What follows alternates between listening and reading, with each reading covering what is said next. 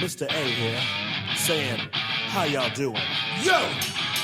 Are you ready to rumble? Or should I say tumble? Cause I don't stumble or fumble like a cracker fried crumble. Standing on the ground, flat feet firm, coming worms and drums, and I'm doing it on my terms.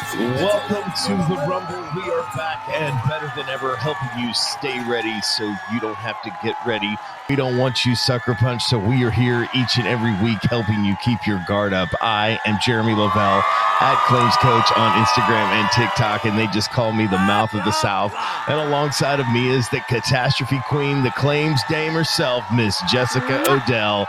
And as always, the magnanimously magical, the mesmerizingly meticulous, the one, the only baby cakes, Miss Donna Lavelle. How is everybody doing today?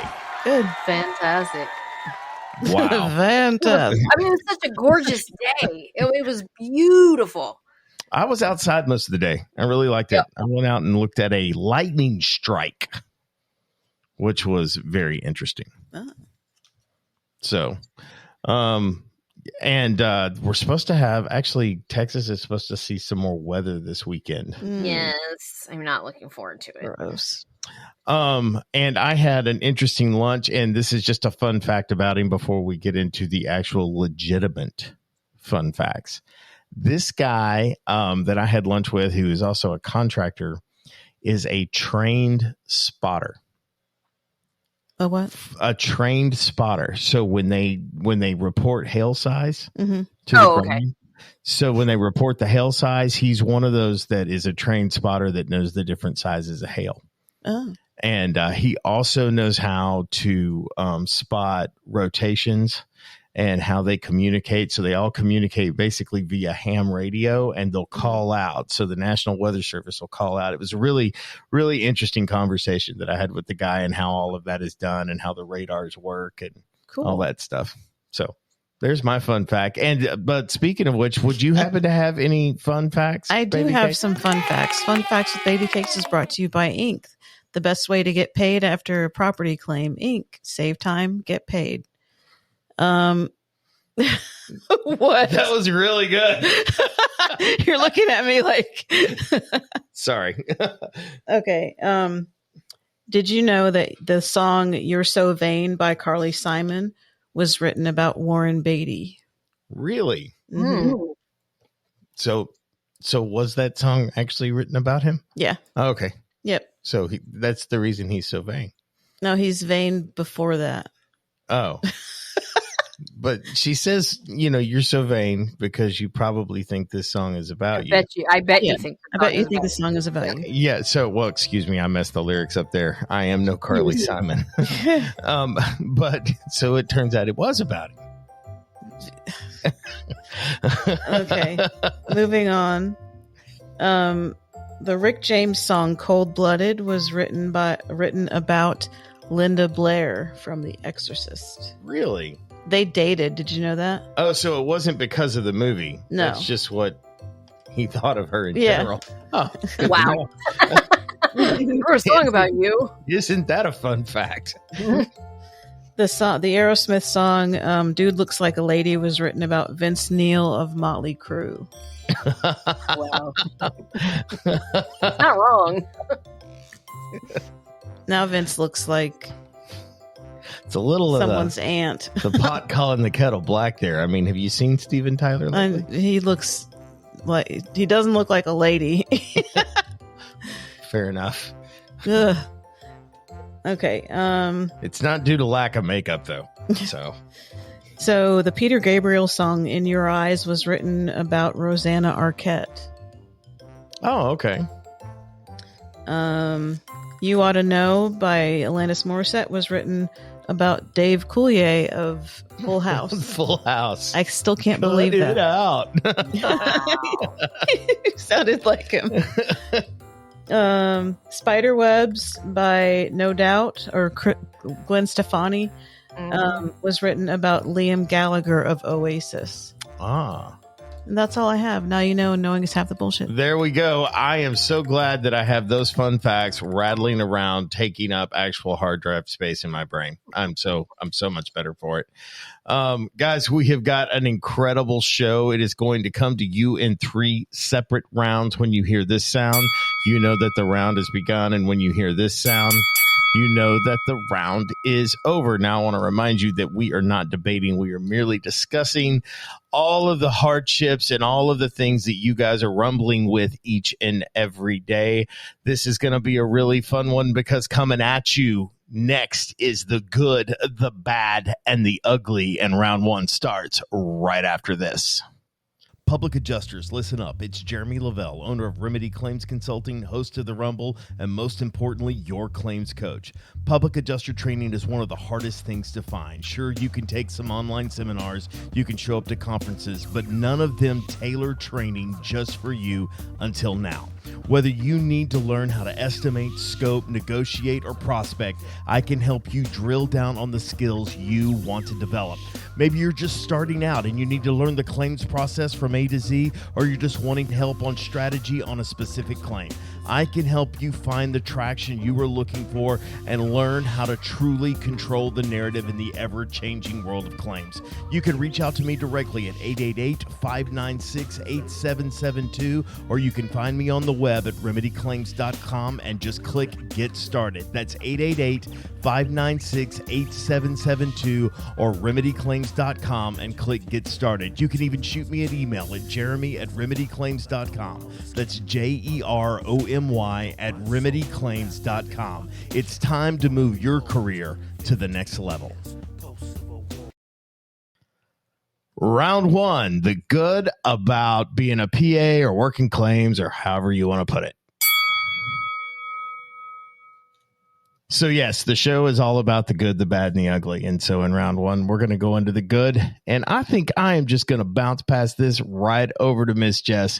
Okay. So what's the good thing about being a PA? Because you're doing a lot more PA work as of recently. So yeah, I would say flexibility is one of those good things. I mean, you have a flexibility in your schedule. Sometimes you're busy. Sometimes you get a little bit of a lull. You can go chase a hurricane, team up with some folks that may need some surge help. And then, when the hurricane's over, you guys go back to just normal. You can manage your workload. It's not, you're not tied to a desk from 8 to 5 every single day. That's definitely one. I completely agree with that. I don't think I had thought of that so much. That thing is so good. I almost take it for granted. Yeah. Do you know what I'm saying? Like, that is just something. And I think Donna can probably really relate to this as of the last week or so, because Donna started. I just started a job. Donna went out and got a real job. Yeah. I got a haircut and got a real job. You did. So you can relate. I mean, I think probably better than any of us could right now.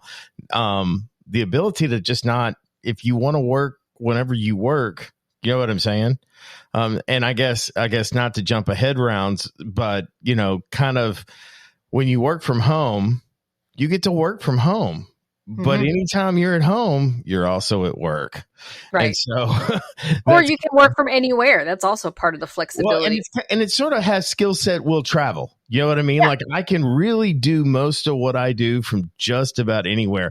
And if technology gets too much better, do you know what I'm saying? I mean, I'm looking for real-time aerial footage at some point in time where we'll be able to get real-time aerial. Now, I know that's probably some Privacy Act stuff that's going to come into play.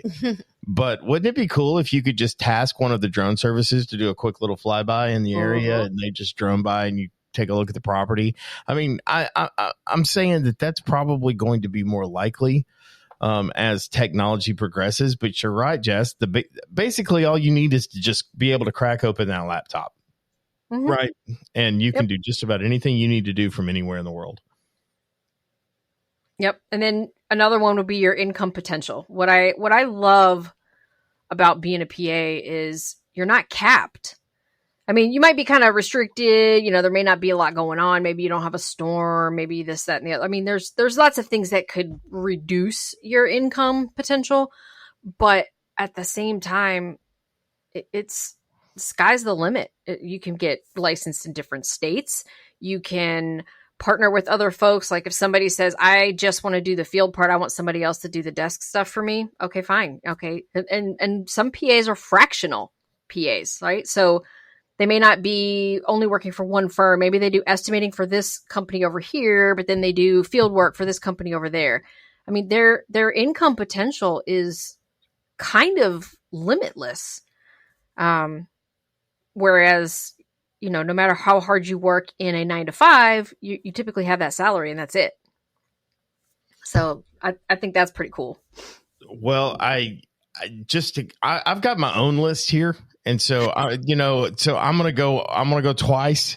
But I think the income potential is really good, but I think it should come with some warning labels.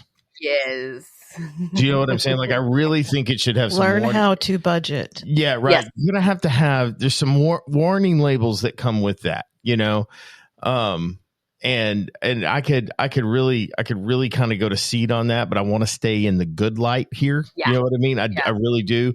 Because it is so much fun. I will never forget the first claim where Baby Cakes and I got a windfall of money. Like a year's worth of money. Yeah. You know what I'm saying? Like a year's worth of money. Just boom, right there in our laps, and kind of how it really changes your perspective on the world at large. Do you know what I'm saying? And how you really kind of approach things. And that's why I tell you it should come with a warning label, because if you're smart with it when you get it, especially those windfalls, man, I can't tell you, you're operating from a position of leverage. And so when you care and protect that windfall, and you have and I almost want to look at it like I got lucky and my nest egg was funded. Right. My rainy day fund was funded, and that's really kind of what it feels like. And so then you try to go earn on top of that. And it's really quite motivating. And I love that you have the opportunity to happen. You're not going to get that in a 9 to 5 job. You know what I mean? I mean, aside from corporate bonuses, if you're high up, I guess you can get those windfalls. But as a self-employed kind of guy, I mean, that's an interesting thing. I've got one that I think is the really good thing about being a PA. As easy it is to get a license, the job itself will weed out the people who aren't supposed to be here. You know what I mean? That's a good one. That's a good one. I kind of like that it's sort of this self regulating profession. Now, I'm not to say that there's not some bad PAs and some really good PAs. And I mean, we will run the entire gamut, but I remember specifically coaching one, not that she was a bad PA. I think she was going to make a great PA, but it was difficult kind of getting out of the gates, finding that first sort of rash of claims for you to go work. You know what I mean? And she got really frustrated. And then she also got really, really frustrated with the insurance carrier. Right. When they didn't, when they were doing one of those business decision things, Jess. You know what I'm saying? Yes, I do. And I really like that the profession it's like, it is not for the faint of heart. Right. Because if you are faint of heart, you will be exposed. And I kind of like that it's sort of this self-regulating profession like that. Not that we, all could use a lesson in ethics here and there. And please don't misunderstand me. But it kind of weeds out the people who are not going to be able to properly handle the claim, just kind of in and of itself.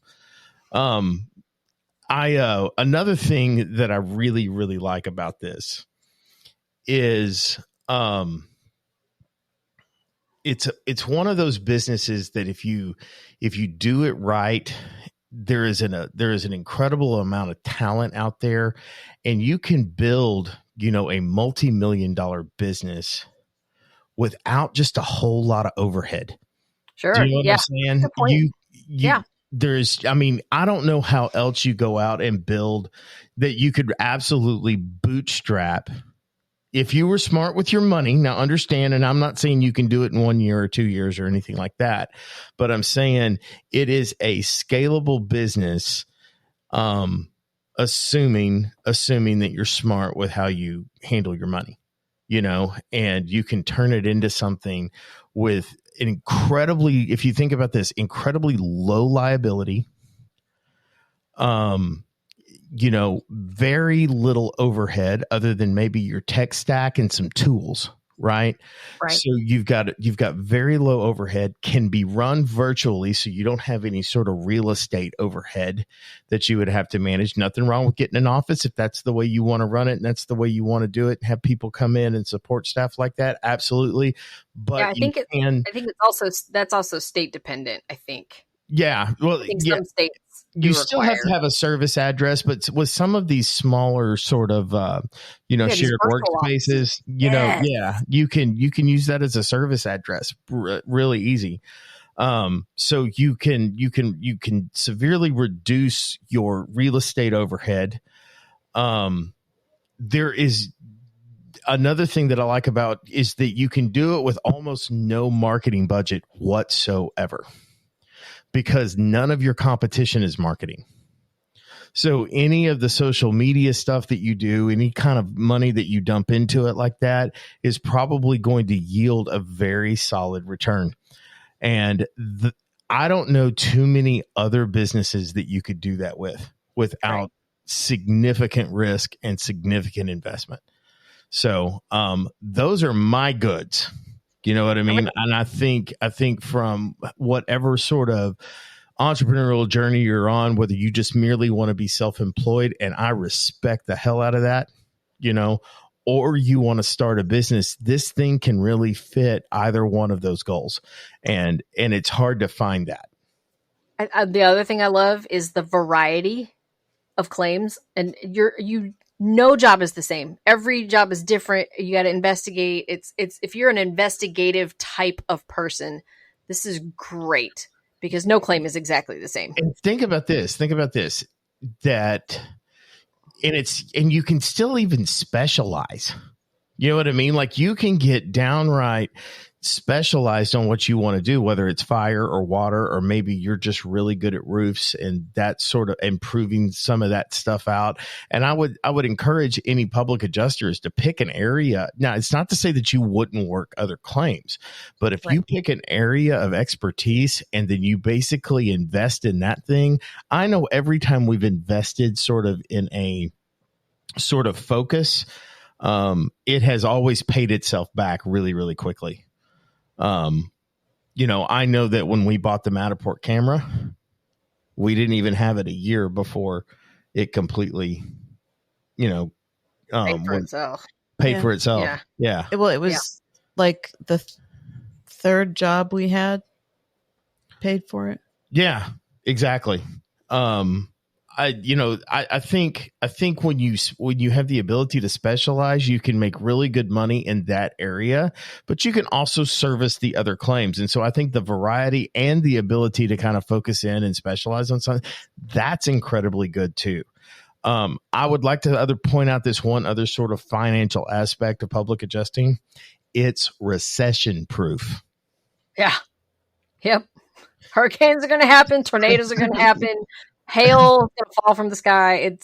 And generally, the rougher the economy is, the better off we really kind of benefit from sort of that climate, because one, prices generally go up. Okay. And we're paid off a percentage of the value of the claim. Right. So you have labor costs and material costs. They sort of go up when it's tough. But even when we're in a good space economically, we are able to provide these services that we would not ordinarily provide, and people are a lot more open into looking into it. So, I mean, I think that's another really good thing I like about it, is that it is completely and totally recession proof. It was pandemic proof. Yeah, I was going to say it was pandemic proof. It was pandemic proof. I think the ultimate good, and I think it's a lot of us, it's our why. Why are we doing this? The good part is helping people.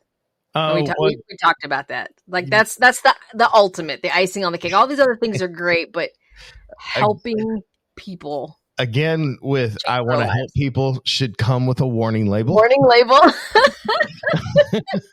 Yep. That should come with a warning label.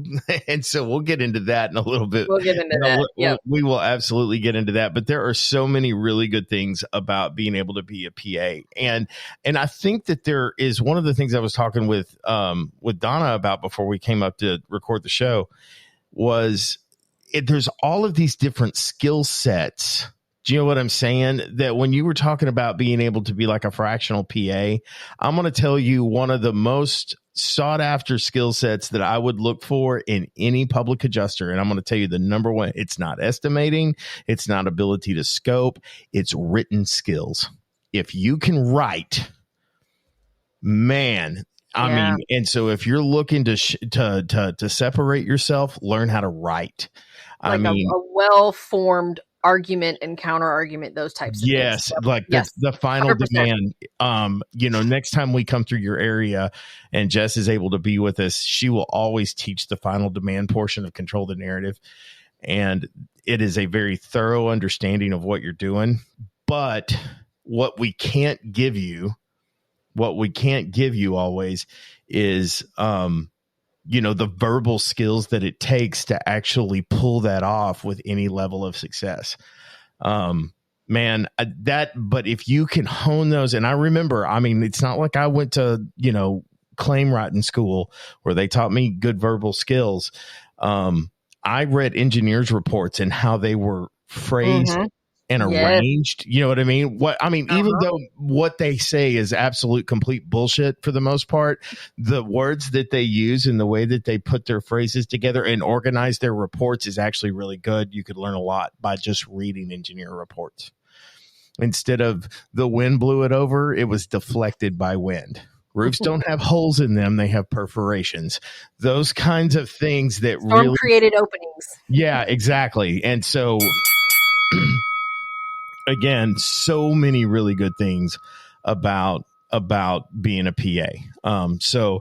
As you might guess, round 2 is coming up right after this, and we're going to get into the bad. One of the most difficult claims you can work is a contents claim. It requires extreme detail and significant documentation. Ricky McGregor with Monarch Claim Services is the expert you need on your side. She will handle on-site evaluation, inventory, photo documentation, pricing, and overall contents claim organization. She will work with your team beginning to end so you can focus on the rest of the claim. Do your client a favor and call Ricky McGregor with Monarch Claim Services. You can reach her at 515-783-1434. That's 515-783-1434, or find her on the web at monarchclaimservices.com. Round 1, the bad part about working claims. Round 2. Round 2, the bad part about working claims. I'm an editing nightmare right now. I'm not editing any of this out. Bloopers. God. Round 2. Round 2, the bad. So bad. What you got? I feel like I've talked a lot, and so I'm going to go ahead and hand it back to you. So what is the bad for you? One of the bads I would say is the emotional toll. What I mean by the emotional toll is, especially after disaster, I mean, these people, by the time a client comes to you, they've already tried going through their insurance company 9 times out of 10. They've already been denied this or delayed that or whatever. They're ready for a swift resolution. They come to you, and then you have to explain. You still have to give the carrier their timelines, right? Based on the statutes. It's not going to be a quick fix. It's still going to be a lot of back and forth and negotiations, et cetera. And then we still may not come out, with a favorable outcome. It's when you get that, especially in hurricane situations where you may handle 300 claims. That's 300 people who have been completely displaced, their homes destroyed, and the carrier might pay $2,000 out of pocket. Like what? I mean, so they're mad. You're mad at the carriers. Everybody's just mad. And then, months down the road when the settlement comes in, and then all of a sudden everybody's happy. but that middle part's rough. I could not agree more. God. Have you, I would think that being angry takes more energy than being happy. Right. You know what I'm saying? I'm not real sure about that, but I think that in some situations, I think being angry is way more energy. But anytime I am out of sorts, I'm frustrated. Of course, you know, I don't know if sometimes I don't feel like I have the energy to be anything but mad. Do you know what I mean? Like, I just don't have the level of putting up with the shit that's around me. Yeah. Kind of attitude, you know, and when you're dealing with people, I remember really one of the very first claims I ever walked up on, and I'm going to use her name. Her name is Pamela Torrell. And I was an independent adjuster at the time. And when I pulled up to the house, I noticed there was this older gentleman that was standing on a tree that had fallen on the left elevation of the home. And he had a chainsaw in his hand and he was working it for everything that he had. But it's like going at the ocean with a bucket, you know? Mm-hmm. And so I you know, and I commend him for doing that. And Pamela Torrell yelled out, I pulled up in the driveway in the front yard, extended, you know, kind of away from my car. And she was standing on the other side of the yard. And she goes, "Are you with the insurance company?" And I said, "Yes." And she just fell apart and she ran over and she hugged me. She was so glad that I was there. And whether you're a public adjuster or an independent adjuster, people are depending on you to have a whole lot of answers to a lot of really hard questions. Mm-hmm. You know, the biggest question that I think I got, the hardest question that I always have to answer for anybody is, what are we going to do? Mm-hmm. You know, that is a very hard place to be in, because they're looking squarely at you at answers, and a shrug of the shoulders and I don't know, or a "you'll be fine" kind of tap on the shoulder, Bubba, that doesn't cut it. Right. And so we've got to reach down, and so much about what we do, whether you're an independent adjuster, staff adjuster, public adjuster, contractor, if you're going to choose to show up in the middle of the tragedy, you better bring your damn compassion with you. You know, and if you're signing on to deal with people in the middle of tragedies, you better go find out and make sure that your tank of compassion is completely full anytime you walk up to them. Don't do them the disservice about being an asshole because you got problems too. Mm-hmm. This ain't about you. And so and understand that's one of the bad things about doing this job, is that you really have to kind of take your current situation and put it on the back burner, Bubba. That's what you signed up for. Yep. You know, and sorry, I didn't mean to go on a rant there. But I remember that she hugged me and she goes, "What are we going to do?" And I said, "I tell you what, the first thing we're going to do is get you some peace, because all of this can be fixed." And she just basically started to cry. And I just stood there with her and I said, "See, we can fix this, and we can fix this, and we can fix this. And all of this came in building materials, and they still make all of it. We can get it fixed." Right. And I probably wrote a really crappy claim, to be perfectly honest with you. And I know that I was so out of sorts, and I was just taking pictures of everything completely and totally disorganized. I didn't know which way was up or down, and whether I was on the front elevation or the right. Every time I saw something bad, I just took a picture of it. And it was probably the worst photo journal ever. Ever. And I know it wasn't good, because I remember looking at it when I got back going, this is the worst photo journal ever. And just, it made so much sense when I was standing there. And I just hope that she got taken care of, because I know she probably deserved a lot better than I was on that day.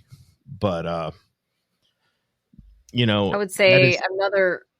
Yeah. So I'll quit rambling. I'm sorry.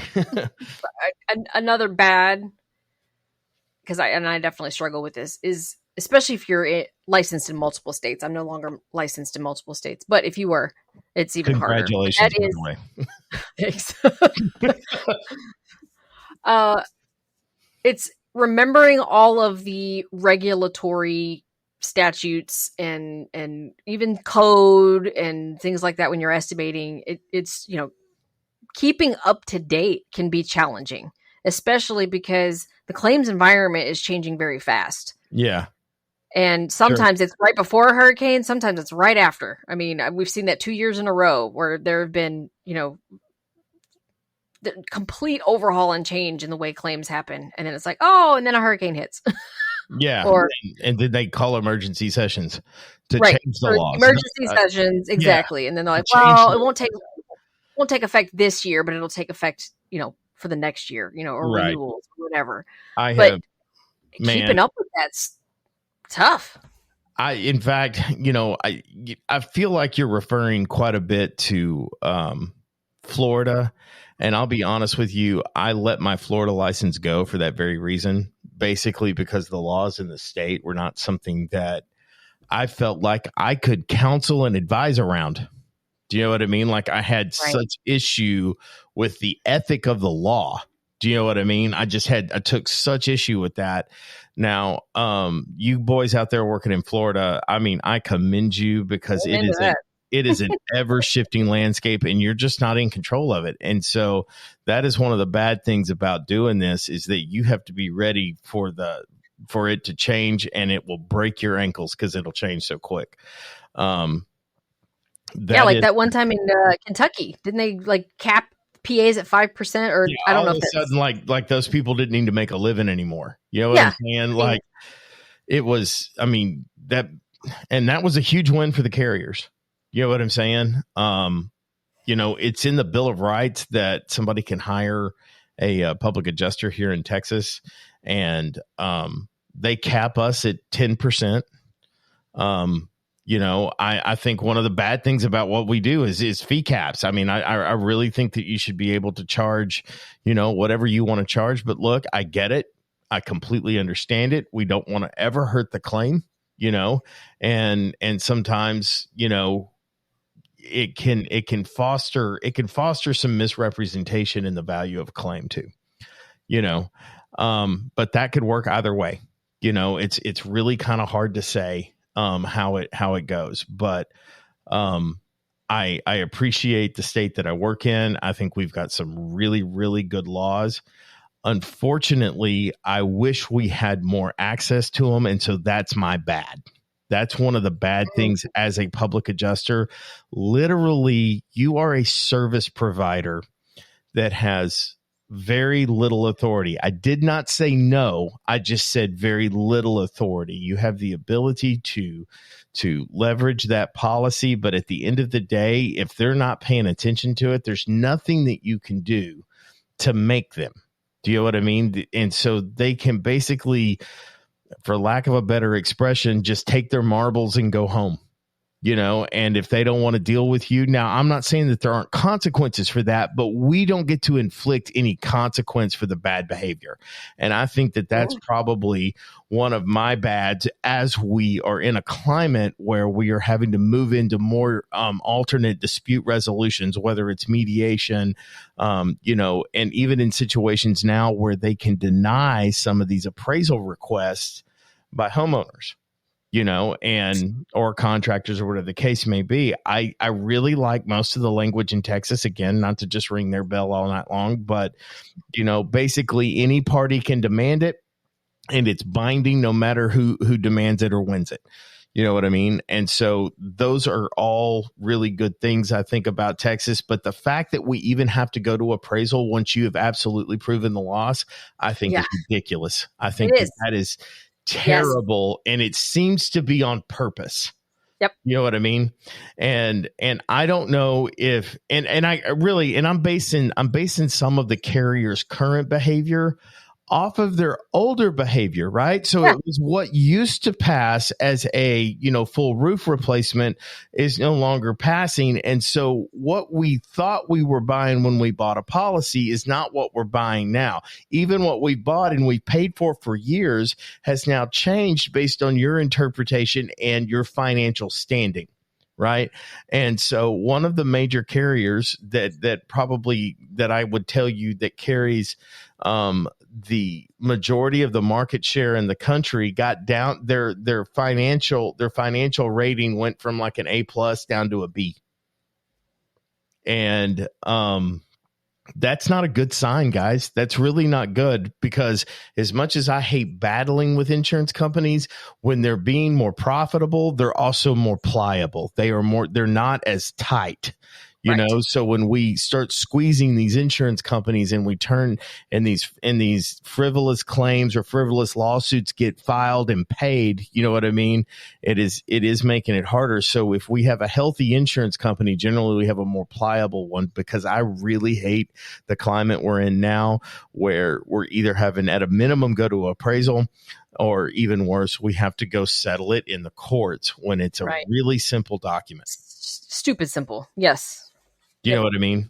And the another one of the bads in the same line is that the desk adjusters that I encounter most commonly, I'm not going to say all the time, but most commonly that I encounter, are never really looking or wielding the policy properly. It appears that they're not as well trained.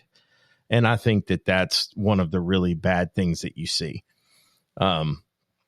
This isn't just complaining about the carrier. Sometimes just this whole adversity thing that I don't feel like needs to exist. And I think that that's really the bad thing for me. That, and I think an unpredictable workload. Like, you do have that flexibility, which is the good part. And it is recession proof, which is a good part. But your workload is very unpredictable. You may be in high demand following a hailstorm for like 3 or 4 months, and then nothing for several months. I mean, it's if you need that structured, that paycheck every 2 weeks, that kind of thing, PAing may not be for you. Yeah. I have another bad thing when the money's coming, you're just waiting for it. Mm-hmm. And that's for 3 years. Yeah. Well, yeah. I mean, sometimes it's 3 years. You're expecting to get paid in April. You know what I mean? And so you send in the request for information, and you're okay. We're close to a settlement, and then for whatever reason, it gets drug out to October or November. Still, even after that, you know what I mean? And it's like when you think it should be paying any day now, it could still really be 30, 60, 90, 120 days before that actually pays out. Yeah, especially if it's a monitored claim where the mortgage company's on the check and it's a monitored claim. Oh, geez. That's why I try to sell my clients on paying me, and it's a sales pitch. It's a sales pitch, and sometimes it's hard, but when you settle $120,000 claim and they send that check out to you, here's your $120,000. You feel like, yes, that is a great payday. And then the mortgage company takes it and it's like, we're gonna release 10. And so now you're getting $1,000 a month for the next 10 months. And it's like, that's not really what I wanted to do with my money. With the $12,000 I've gotten, that's not how I wanted to use that. And that is definitely one of the bad things is kind of, most people get paid 26 times a year. We might get paid 6. Right. So, well, that'll do it for the bad. And we have saved the ugliest for last. Round 3 starts right after this. Are you a public adjuster, insurance roofer, or part of the restoration industry looking to streamline your first-party claims process? Let me introduce you to Claim Wizard, the ultimate tool that transforms the way you handle claims. Claim Wizard is designed with your unique business needs in mind. It offers a comprehensive suite of features that makes managing claims effortless. With its intuitive dashboard, you can easily track and manage every aspect of a claim from initiation to settlement. This powerful platform platform supports document management, automates workflows, and provides real-time updates, ensuring you stay ahead in the game. At Claim Wizard, they understand the importance of support. That's why they offer unmatched customer service with a team of experts who are always ready to assist you. Whether it's a technical query or guidance on best practices, Team Wizard is there to ensure your experience with Claim Wizard is smooth and efficient. Time is money, especially in the claims industry. Claim Wizard is engineered to maximize efficiency. It streamlines the entire claims process, reducing the time spent on paperwork and administration. This means faster claim resolution, increased customer satisfaction, and ultimately a boost in your business's productivity and profitability. So if you're looking to elevate your claims handling process, Claim Wizard is the solution. Try it today and experience a revolution in claims management. Claim Wizard, revolutionizing claims, handling one claim at a time.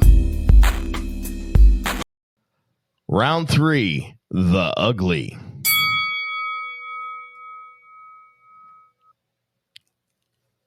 The ugly for me is the stress that comes with it, and the how much, despite what you tell them, the how much that people are really kind of depending on you to be able to do what they believe that you should be able to do. You know what I mean? It gets really, really ugly when no matter how much you've done to explain or set expectations, that disappointment that hits them when you lose or you don't cover as much as you thought you should have. Yeah. What did I hire you for?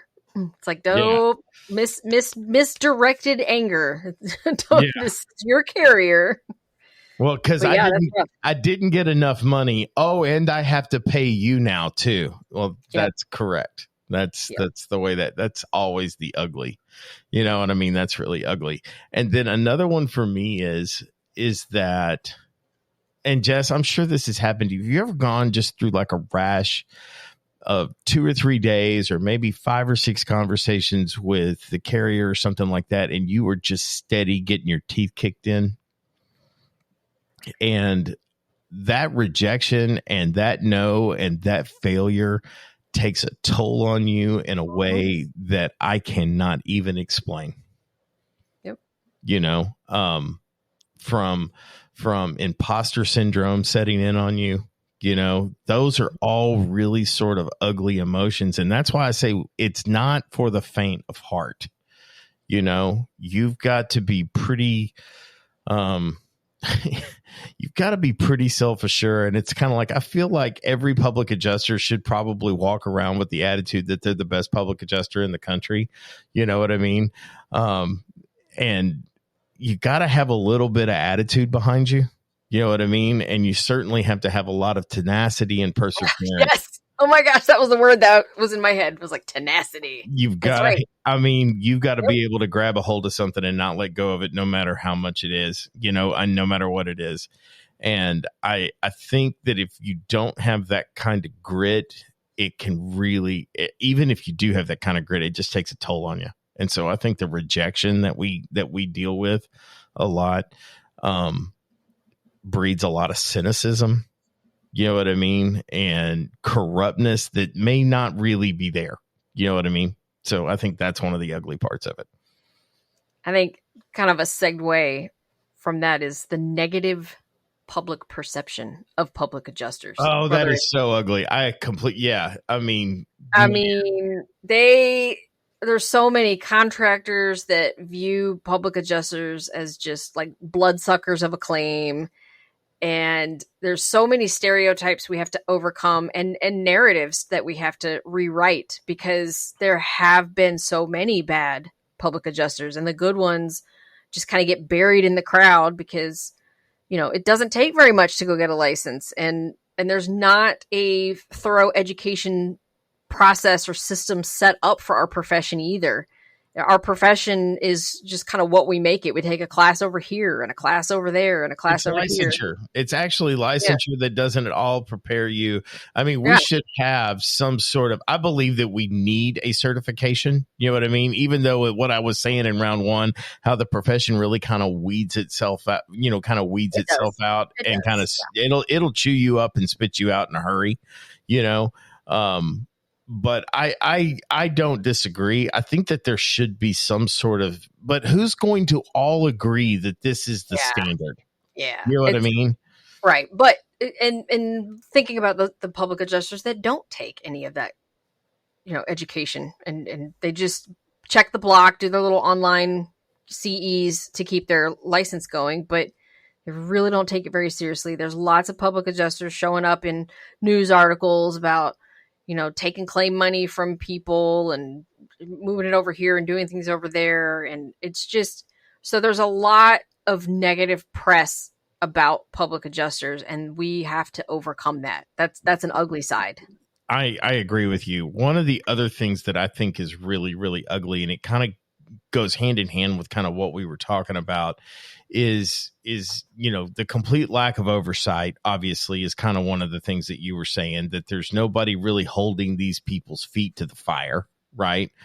At least for a couple years. I mean, like you said, they get weeded out after several years, but how much damage is done in those years? Yeah, and it doesn't. You only have to damage one family, right, or one property owner. It doesn't take much. One is too many. Right. And I'm not talking about the mistakes or the errors that we can make with the good intentions. I'm talking about the people who were not acting in the best interest of their client. That's really kind of what I'm talking about. And finally, kind of to walk that back is one of the, I wish we had more unity. And I think our lack of unity, the fact that I'm members of Facebook groups that has more members than any one of our national organizations that are out there. Everybody's got their different club and organization. And I think all of them, most of the ones that I have run across, I think are all fantastic. I think they're all doing a great job. I'm not downplaying any one of them. And I know that they all have these different focuses. And I think I saw a video from Jack Hanks where they were talking about like the billions of dollars that carriers dump into lobbying. Mm-hmm. And what we fund for lobbying is so fractional and infinitesimal in comparison. I mean, it's no wonder that we're in the position that we're in. And even if we all united under one umbrella, I still think that it would be a great, big, huge uphill climb. I think even if we did all 100% come together and lobby in each and every place that we needed to lobby in, I'm no lobbyist, but whatever it was that we were trying to get passed in whatever state or however it is that we banded together in these different states. Take Florida, for example. I'm sure there's some public adjusters that would like to see some lobbying done to get laws bent back more towards the consumer rather than to benefit the carrier. Right. And Florida is one of the few laws that puts requirements on public adjusters if they're going to be involved in a claim. They put specific timelines on them. Now, Texas doesn't give me not one single solitary timeline. In fact, I don't even know that it's required for a homeowner to turn in a proof of loss, but if they hire a public adjuster, they got to turn in a proof of loss. Those sorts of requirements. And I appreciate that they're trying to, at some level, monitor public adjusting. You know what I mean? But it is the complete lack of come togetherness that, and I think everybody kind of wants it, but I don't think anybody really wants to pick a leader. Right. You know what I mean? Yeah. I kind of agree with half of what this guy over here says, but I kind of like what they say over there too. And they don't get along or they don't see eye to eye or whatever. Yeah. And there is a Yeah. world of public adjusting that exists that doesn't listen to this podcast, right? There's a world of public adjusting that doesn't get on LinkedIn or Facebook or TikTok or Instagram. There is a world of public adjusting of people out there doing things that exist so far beyond sort of our little, for lack of a better term, storm community that I love. You know what I mean? I love being Right. a part of that community that, you know, Right. whether it's the trade show circuit or the conferences that we go to, that kind of, I love our community. You know what I mean? And I wouldn't trade it for the world. You know what I mean? But there's a world of public adjusting that exists outside of that bubble. You know what I'm saying? And there's a lot to be said for what those guys are doing too. So Unity can be a very, very difficult thing when you look at the sheer matchup between the public adjusting side versus the carrier side, right? So the idea of what we can't do for lack, you know, and I don't want to go as far to say if you can't beat them, join them. You know what I mean? But I do know a few public adjusters that are jumping the fence over to start working as a carrier staff because they're tired of the fight. You know what I mean? I just want that emotional toll part of it. Yeah, big right. time. They're exhausted. They're exhausted from the fight. It's like, so yeah, if you can't beat them, join them, kind of thing. I might as well get paid on every single claim I work. Here's another ugly one. Yep. Depositions. Yeah. Depositions are an ugly side of public adjusting that very few talk about. And when you're thrown into one, it is an absolute interrogation. They are trying to break down your character. Half of their questions don't even have anything to do with the claim. And it's perfectly legal to ask wild questions. You know, it's different when you're in a courtroom. And in fact, I've not been in a courtroom, so I'll preface it with that. But I have been told that it's easier to, you know, get on the stand before judge and jury. That in a deposition is where it's ugly. And they try to get every black mark on your record exposed, and they want you to talk about it and embarrass you. And nobody told me about that. I mean, where's the training on that? We need some training as PAs for depositions, because those are ugly. They can be very ugly. I'm going to tell you, Chris, when we did the Rumble podcast on depositions or preparing for depositions, I know that we discussed it at some level. I remember Chris Corville said that there are people that do courses on it. So if you're friends with Chris on Facebook, reach out to him. I'm sure he is more than happy to pass that information on to you. I do know that he is involved with somebody that's educating on depositions. I have not seen a lot of other training offers out there, but I'm aware that he does. Chris Corville, he is, the name of his company, I think, is IEC. Yeah, is it Interior Environmental Consultants or something like that? IEC. So if you want to reach out to him, Chris Corville, he is also one of the board members of United Claims Professionals. I know that he knows somebody that can get you in front of them. I mean, Cal and Sean Hodge and Cal Spoon, it is part of Public Adjuster Bootcamp. They do a mock. They pick somebody in the class and they do kind of a mock.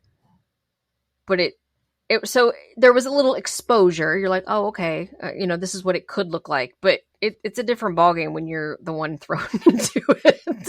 Yeah, because when you're playing with live rounds, right? You know what I mean? When you're playing with live rounds, it's just different.